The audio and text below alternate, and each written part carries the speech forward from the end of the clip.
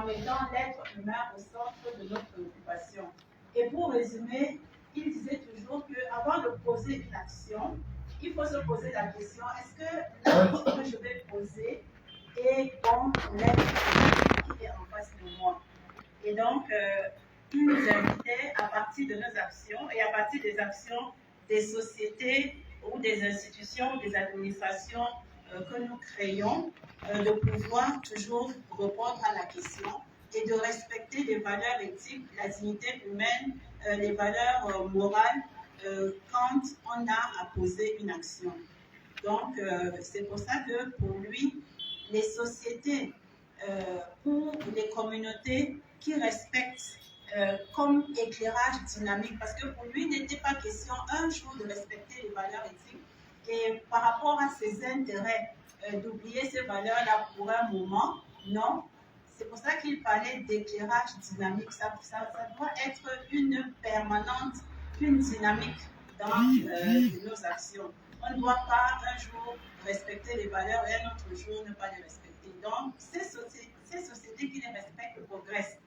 Et ces sociétés, les sociétés qui savent qu'il faut respecter, mais le font timidement, ne progressent pas beaucoup. Et les sociétés qui ne les respectent pas du tout regressent. Ça, c'était sa loi de l'éthique. Donc, le but, c'était de placer l'être humain au centre de toutes les réflexions, de toutes les actions et d'assurer le triomphe de notre commune humanité. C'était une expression qui lui était chère parce qu'il se disait que quand on est au-dessus des considérations égoïstes, quand on place l'être humain, nous tous, qu'on soit des Asiatiques, des Occidentaux, des Africains, on se retrouve tous dans notre commune humanité. Donc, il sera dès lors question dans une société d'appréhender chaque personne comme un acteur, comme un acteur individuel ou comme un acteur collectif et de le préparer à faire face à son environnement, à être progressif, positif dans ses idées et d'être ouvert à la consolidation de la communauté et de la construction de la société internationale. Donc voilà un peu le fondement de sa philosophie. Et donc, quand il met sur pied cette école africaine d'éthique, bien sûr, il a des programmes et des activités. La première activité, c'est la recherche et la production des outils pédagogiques. Il y a beaucoup d'ouvrages dans les bibliothèques de l'école africaine d'éthique. Le président Nabia lui-même a beaucoup écrit. Il a participé aussi à encourager beaucoup d'auteurs, et c'est un peu ce que nous allons faire aujourd'hui.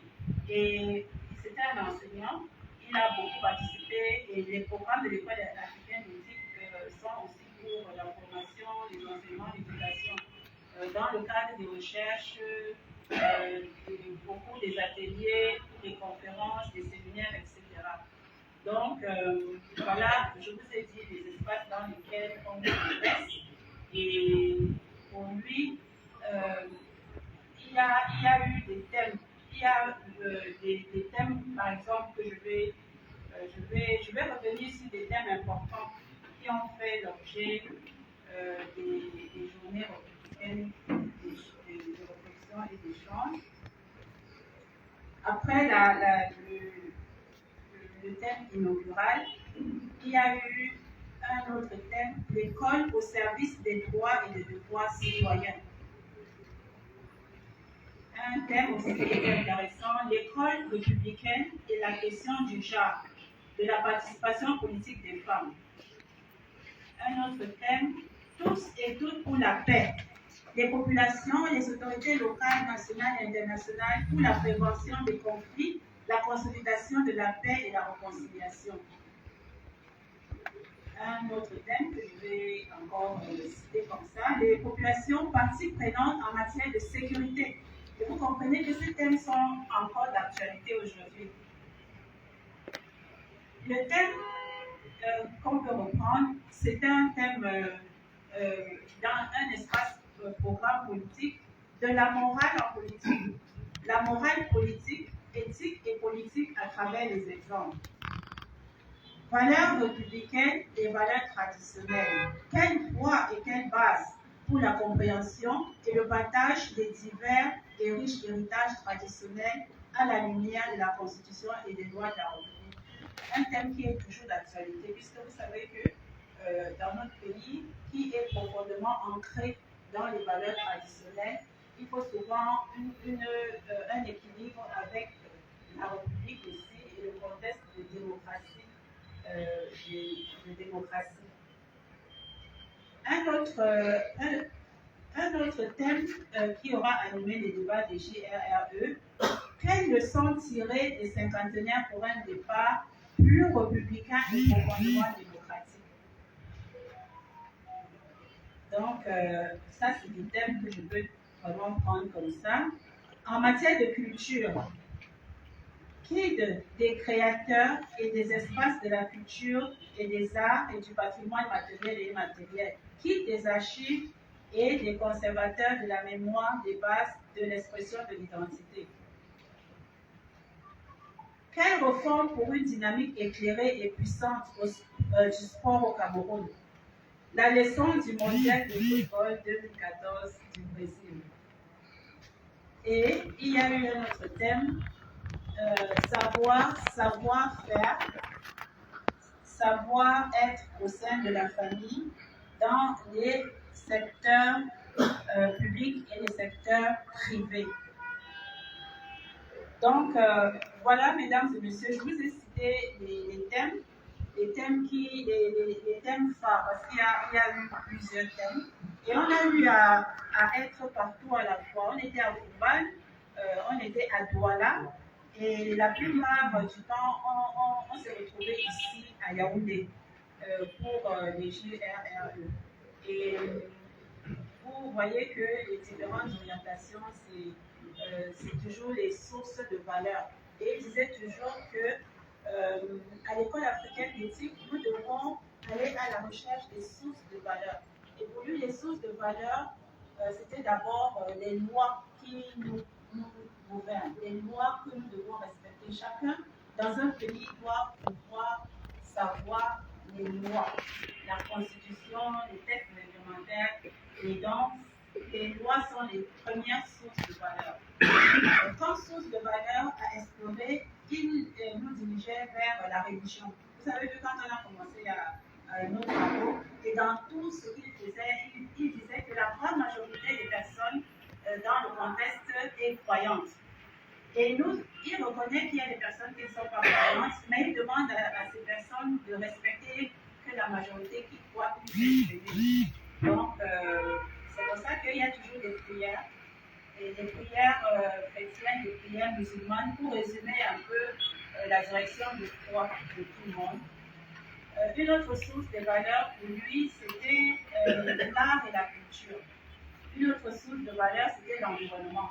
Je crois qu'avant COP25 à Paris, il avait rédigé un ouvrage où il parlait, il rappelait que il faisait la liaison entre les textes, les livres saints, que ce soit le Coran et la Bible, et le paradis, qu'aujourd'hui est questionné en matière d'environnement. Et il disait que quand on est un croyant, on doit être sensible à la question de l'environnement, parce que dans ces livres saints-là, par exemple, on aspire à un paradis qui est toujours décrit avec des villages de jardins, des fruits, etc.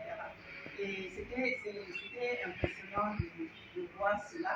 Et par rapport aux valeurs de l'art et de la culture, il disait toujours que chacun assied sa personnalité sur cet ensemble de pratiques qui deviennent culturelles à partir des traditions. Et il aimait toujours à dire que la constitution du Cameroun parle des valeurs traditionnelles et non des coutumes qui ne respectent pas la dignité de l'homme. Et donc, quand on a assis une personnalité sur une pratique traditionnelle qui respecte la dignité humaine, on est sûr qu'on sera différent. On va aller au rendez-vous du donner et du recevoir. Parce que quand on se retrouve dans un espace, chacun doit apporter ce qu'il a. Et ce que chacun de nous peut avoir, c'est sa façon d'être qui provient de notre terroir de positif, et c'est ce que nous avons à partager. Donc, une autre orientation de l'école africaine d'éthique, c'est d'explorer dans ces sources de valeur pour être en harmonie avec nous-mêmes. Donc voilà un peu, mesdames et messieurs, j'ai essayé de présenter l'école africaine d'éthique qui va être réorganisée parce que les organes sont le conseil. Le président du conseil était le docteur Adamou Damjouya. Il y avait une coordination scientifique, technique et administrative avec des membres, dont le coordonnateur en charge des programmes que je suis. Et donc, vous allez avoir des informations par rapport à cette structuration et surtout par rapport à la reprogrammation des journées républicaines, qui n'est qu'un aspect du programme de l'école africaine d'éthique. Parce que l'école africaine d'éthique, comme vous l'avez vu, a des programmes de formation, des programmes concrets sur le terrain de fondation. Il y a beaucoup de fondations, il y a des œuvres pratiques concrètement sur le terrain qui sont nées de l'application de l'école africaine d'éthique. Donc, voilà un peu, mesdames et messieurs. Je voudrais à présent introduire le thème inaugural. Le thème inaugural est littéraire.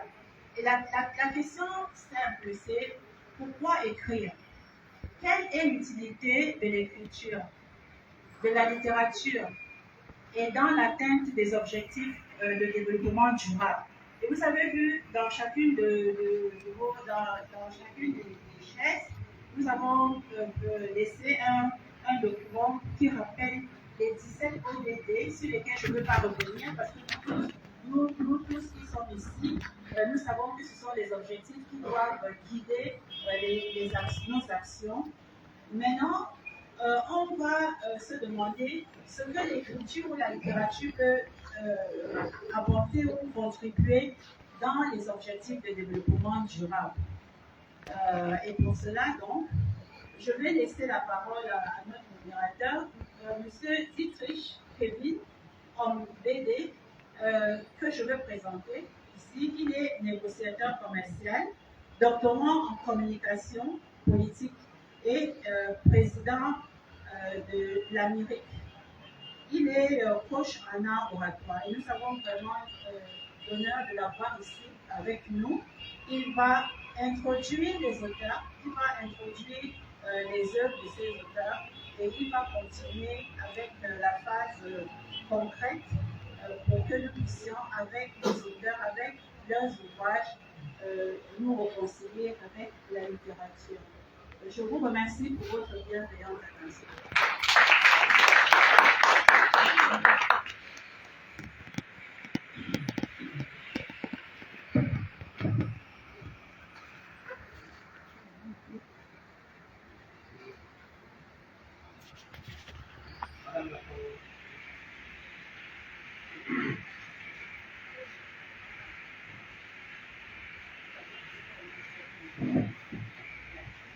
Merci Madame la coordinatrice de nous passer la parole une fois de plus.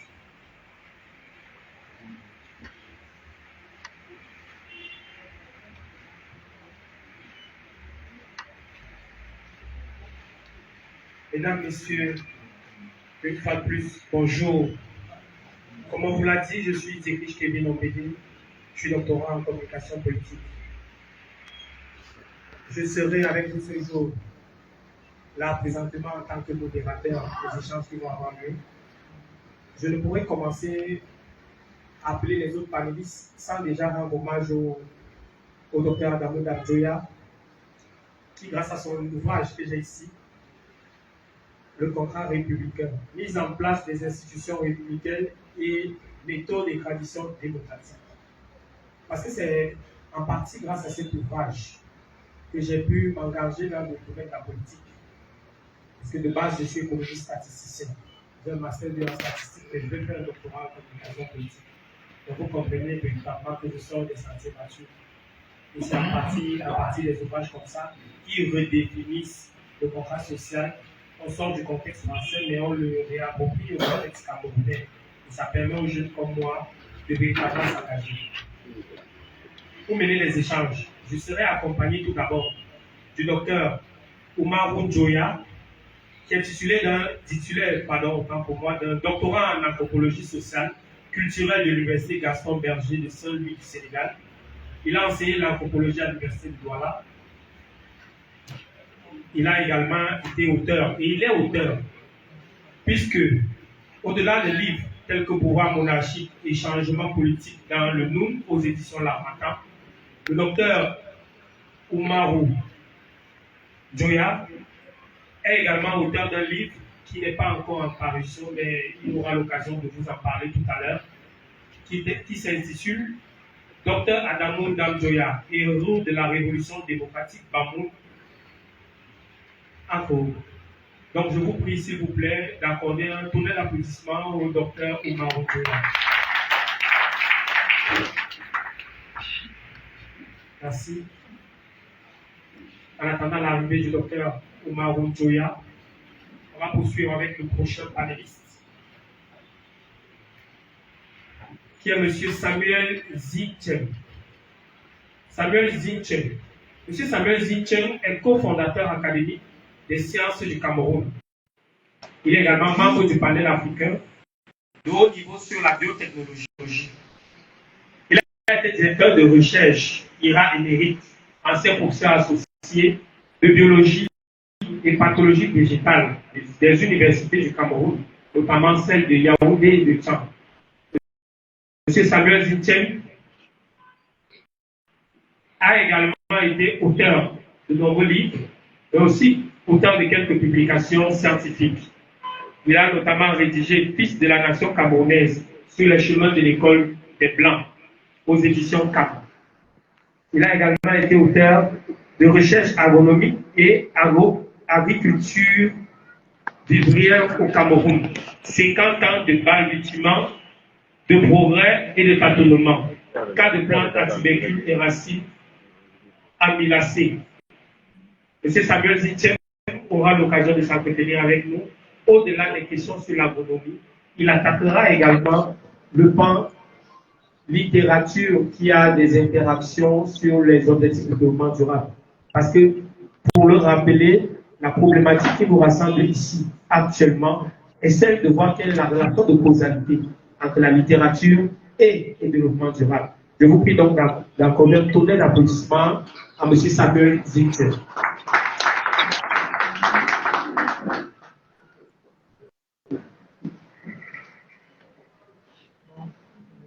Alors que M. Samuel Zicheng s'installe, nous allons également accueillir le prochain panéliste.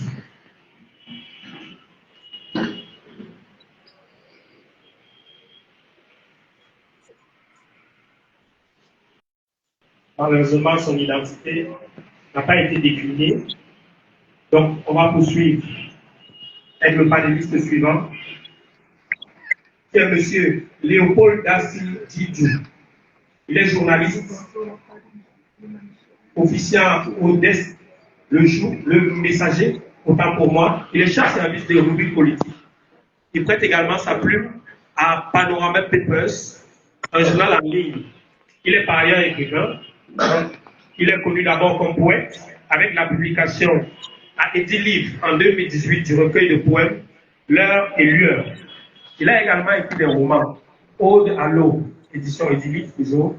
Il a rédigé Le souffle de la nuit. Il a également rédigé le très célèbre livre Moi, le fils bâtard du père Julien. Je vous prie donc d'accorder également un tonnerre d'applaudissements pour M. Léopold Dassi Didjou.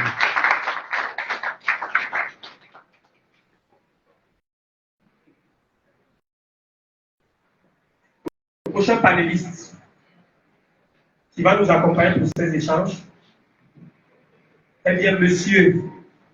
Liedmo Jonas, qui est universitaire, censeur au collège polyvalent Bacham. Il est également écrivain. Il a rédigé un gros Faux pour Aboubakar, un maire aux réalisations incontestables. Je vous prie également d'accorder un tonnerre d'applaudissements pour M. Liedmo Jonas.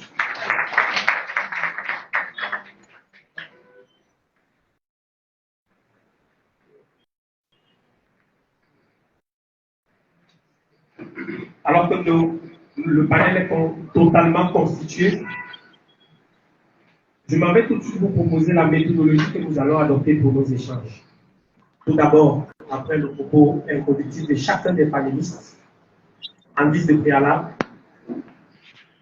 nous allons poursuivre avec une présentation générale, un exposé bref de chacun des exposants, de chacun des écrivains présents, des panélistes, afin qu'ils nous présentent clairement quelle est l'interaction qu'il a eu à ressortir entre la littérature et le développement durable. Je vais tout d'abord commencer par le docteur Omar Njoya. Docteur Omar Njoya, qu'est-ce que vous pouvez dire en de propos introductifs, s'il vous plaît? Merci, monsieur de la parole. Je commencerai par présenter une sincère condoléance à la communauté élitiste qui a perdu l'un des membres de ce malheureusement la personne de Madame Alexandre.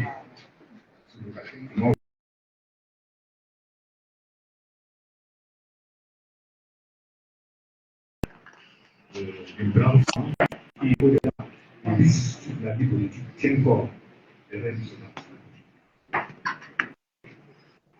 J'ai côtoyé pendant longtemps le docteur Amanda Fréa, qui était séduit par ce raisonnement. Quel raisonnement m'ont amené de manière inattendue à faire de la politique. Mais à la fin, je me suis rendu compte que c'était un destin. J'en suis donc sur le sommet de ce destin. J'ai entrepris donc d'écrire un ouvrage sur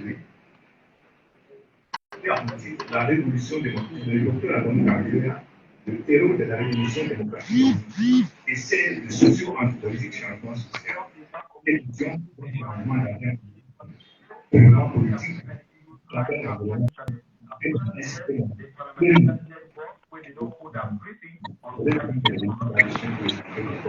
Je parle d'une révolution démocratique, non pas la révolution démocratique au Cameroun. C'est l'histoire de ce qu'elle est la mienne. Mon frère académique, le professeur nous sommes un peu comme dans l'armée, je suis chargé de cours. Moi, je viens de retrouver avec lui succès. Merci au docteur Omar Njoya. Je force la main et je me dois, une fois de plus, immédiatement, de donner la parole au professeur Samuel Zentio pour son propos introductif.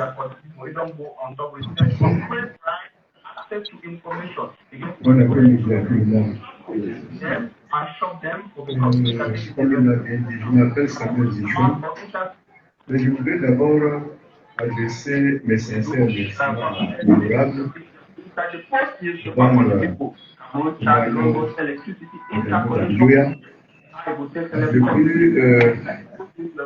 depuis plus d'un an. Après avoir eu mon premier ouvrage, que je me trouve avec beaucoup d'autres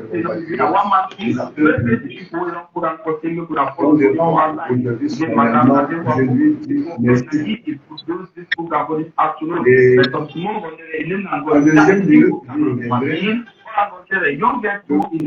C'est comme ça qu'on a appelé la conclusion. Nous rencontrons pas de janvier 80. Et parce que dans le cas de ce groupe, gagner agriculteur généticien dans ces régions du Cameroun, la patate que j'avais semée dans son champ porte le nom de patate de la patate de Njoya, dans le Noul. Et tout est dans ce livre. Je voudrais peut-être, avec cette occasion qui m'est donnée aujourd'hui, rappeler une citation, parce qu'il y a en face de moi des compatriotes qui sont des acteurs politiques. Et comme je l'ai dit dans cet ouvrage, il y a l'occasion de plusieurs événements. Les experts en économie de développement vous le diront. Pour réussir le développement, il faut le philosophe, le scientifique et le politique. Les deux premiers jouant le rôle de souffleur de tous les instants, souffleur au singulier, parce que le philosophe et le scientifique ont parce que cela appelé dans son propos introductif la société civile. Et c'est dans ce cadre-là que je me trouve en tant que scientifique. Aussi pour avoir été en diplomatie une dizaine d'années. J'ai fait une agence scientifique de biologie à Alger, depuis membre du panel africain de haut niveau de la biologie moderne. Nous avons donc écrit des ouvrages pour les chefs d'État africains. Lors de retour de mission de longue durée, j'ai constaté en 2007, pour avoir quitté le Cameroun 10 ans auparavant, avoir bavardé à l'amphithéâtre, comme il a dit, il a fait professeur d'université, à partir de 1979, à l'INSA de Condition, ensuite à l'université d'alors, la fac des sciences à partir de 1986. J'ai constaté, j'ai senti qu'il y avait la nécessité de documenter depuis cet ouvrage, une raison très simple. L'ignorance de l'existence d'héritage est source de handicap. Nous sommes là aujourd'hui en novembre 2023. L'absence d'héritage et ou sa qualité peuvent être des sources de frustration et ou de difficultés. Nous sommes là en 1961-65. Voilà les deux bonnes chronologies. J'avais préparé une petite présentation sous forme de PowerPoint pour nous mentionner la date. Mais ce que nous devons retenir, c'est qu'on n'a pas été seulement frustré parce que les héritages étaient insuffisants. Ça, je me pose sur cette imagination. Hein. Les nés avant 1949. Les héritages n'étaient pas insuffisants, mais les trois colonisations que le Cameroun a subies, Cameroun avec K, en Cameroun de SDN, et en 1961, République de trois héritages pour la gérer. Et c'est dans ce cadre-là, constatant que dans la troisième partie de ce livre, ce que j'appelle l'étape de la crise multidimensionnelle, nous vivons depuis 1990. J'ai constaté que dans le domaine qui est le mien, la recherche scientifique, les jeunes compatriotes, les jeunes compatriotes mieux outillés que nous, plus talentueux, n'ont pas suffisamment de moyens pour créer les demain. À partir d'aujourd'hui, nous saurons que hier m'a entendu, voici qu'aujourd'hui créer les demain, pour définir le concept d'histoire comme les anciens musiciens. Voilà le but. Et là-dedans, je vais vous pourquoi le concept allemand, je vais essayer de définir.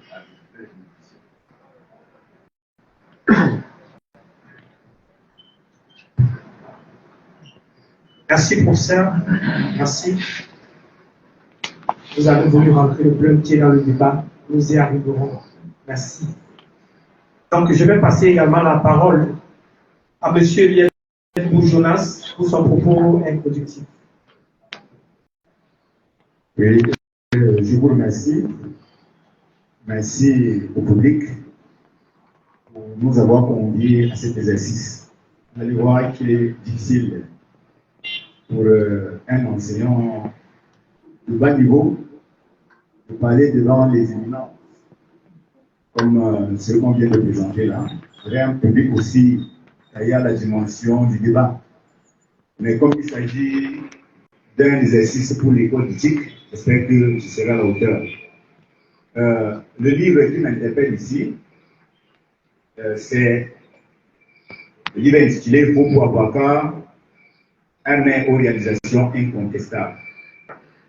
Et pourquoi est-ce que je me suis appelé à ce livre?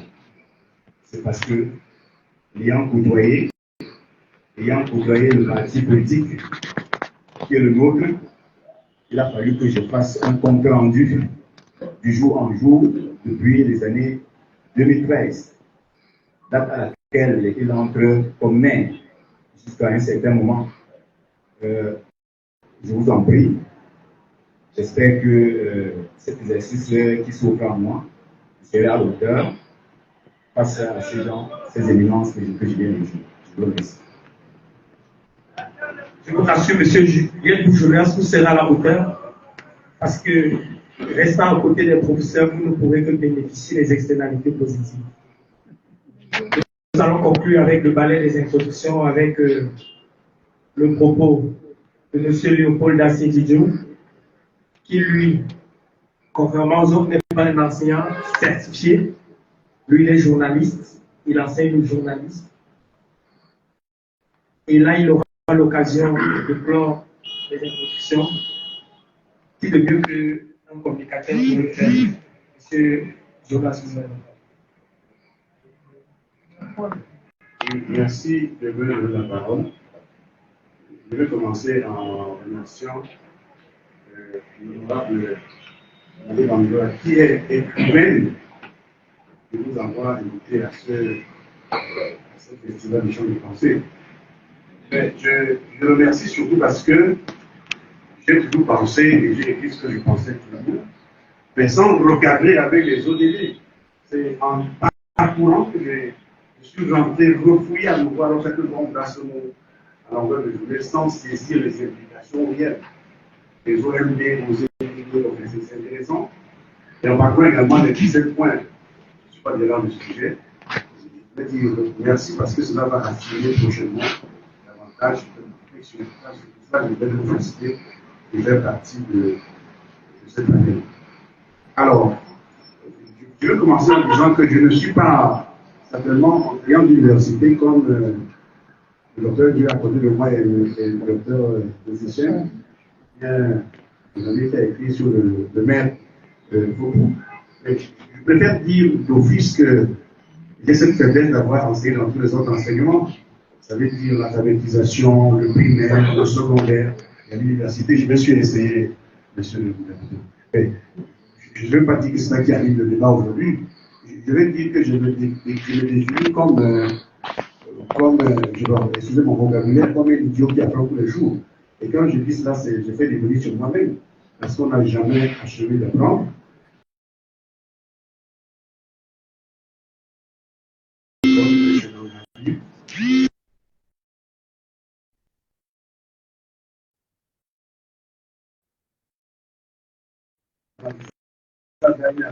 C'est même un état de repenti interne. Donc j'ai dû faire peut-être de 6 romans. Mais aujourd'hui, quand je regarde parfois, je dis que j'ai honte de le relire, parce que parfois je me demande est-ce que c'est moi qui l'ai écrit ou pas. Quel était l'objectif même d'écrire cela? En quoi? Parfois on a honte et après on se dit, ben, écoutez, on a écrit parce qu'on était mal. Et peut-être qu'on l'écrivait à soi-même. Et parfois vous dites qu'un écrivain, c'est quelqu'un qui va lire et être guéri. On n'en sait rien. Toujours est-il que je me définis comme quelqu'un qui écrit en tant que journaliste avant besoin de messager. Je peux passer un jour sans peut-être 5 balles. Ça, c'est la musique dans notre émission malade. Peut-être comme nous sommes ici maintenant. Donc, à longueur de journée, c'est le travail, c'est l'écriture. Parce que ça, on dit que c'est Dieu qui donne les dons. Je remercie du Seigneur de m'avoir donné ce don-là. Passer le temps à écrire, chacun à sa part. D'autres sont en microphone, d'autres sont la clé dans les amphis, d'autres sont en fait, chacun à sa place. Donc, c'est pour dire que je suis aise de parler de l'écriture aujourd'hui en y incluant les ODD. Donc, je vous remercie. Merci, monsieur Léopold Dacier. Nous allons prendre le plein pied dans le débat. On verra donc avec moi que les échanges seront assez denses. Parce que nous avons un panel qui n'est constitué que d'enseignants qui suivent moi, doctorants, pour vous empêcher de mener les débats. Donc, pour ça, Zinchen, puisque vous êtes le plein pied dans le débat en parlant de la patate Adamo d'Abdouya. Comment est-ce que vous avez fait pour vous retrouver, passant de littéraire, de scientifique, pour rentrer dans les problématiques de développement durable? À quel niveau se situe la limite? Où est exactement la limite? Parce que je veux comprendre. Comment le littéraire fait pour s'occuper des problématiques de développement durable de façon concrète? Là, on ne parle plus de la publication, on parle des faits. Comment c'est possible? Comment ça se fait? Comment vous avez pu trouver la relation de causalité entre les deux entités. Merci de me donner la parole. Je voudrais tout d'abord rassurer notre collègue Dassi et celui de ma droite. Ce que je retiens de l'écriture, de la production de tout livre, un livre né comme un individu. Moi, j'ai 1m87. Si quelqu'un me dit que je suis géant, ce n'est pas de ma faute, je suis né comme ça. Or, quand un écrivain décide de construire un univers, voilà l'objectif. Un écrivain qui décide de construire un univers, dès qu'il s'est arrangé à fixer l'entrée, il s'assure qu'à la sortie, celui qui va rentrer dans son univers sortira avec quelque chose d'essentiel. Parce que chaque être humain a quelque chose d'unique. Le fait de dire qu'il est simple enseignant, non, ça ne confirme pas. Il a ce don, il a créé un individu né. C'est pour ça que dans les critiques littéraires, je dis souvent aux gens, c'est à tort. Parce qu'en fait, quand moi-même je commence à écrire, j'écris.